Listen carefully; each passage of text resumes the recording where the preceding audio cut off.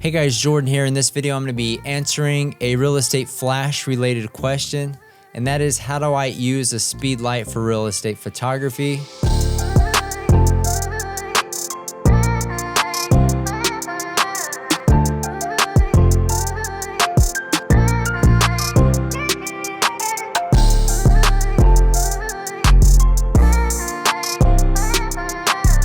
This one will depend on your camera settings, right?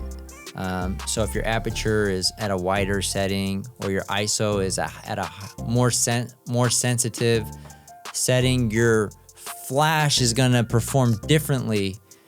You also need to pay attention to your shutter speed, that it's not so fast that it doesn't pick up much of the flash. That can also be an issue. I think it's somewhere around 1/250th of a second.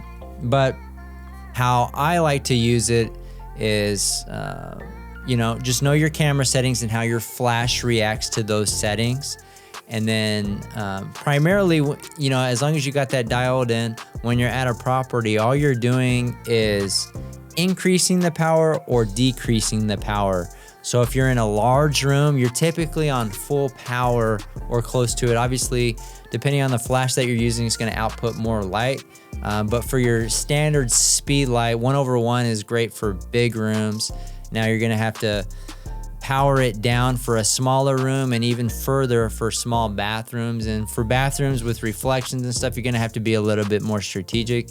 You're probably going to have to use a flash trigger on top of the camera, and then you'll have to point your Speedlight more towards the ceiling to bounce the light and kind of fill the room.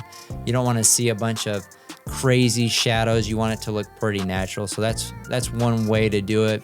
You can also have it on a pole to kind of put it up in a corner where it looks natural.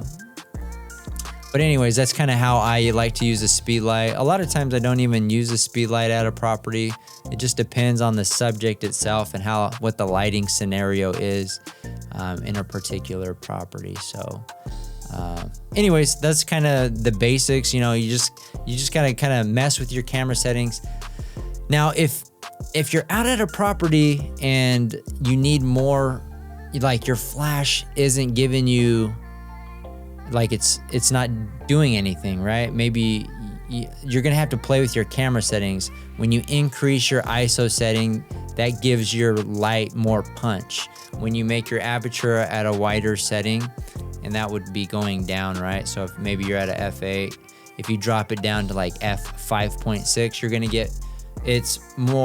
get more light hitting your sensor. So a wider aperture, more light, it's gonna have more of an effect. So those are some of the variables that you can mess with outside of shutter speed to affect how much light is being produced in the image from your flash setting. So anyways, it will just take some trial and error and just trying to figure out what works best for your workflow. But anyways, if you're interested in learning more about the real estate photography business, you can check out our free workshop. The link is in the description. That's going to do it for this one. Reach out if you have any questions. We'll see you guys on the next one.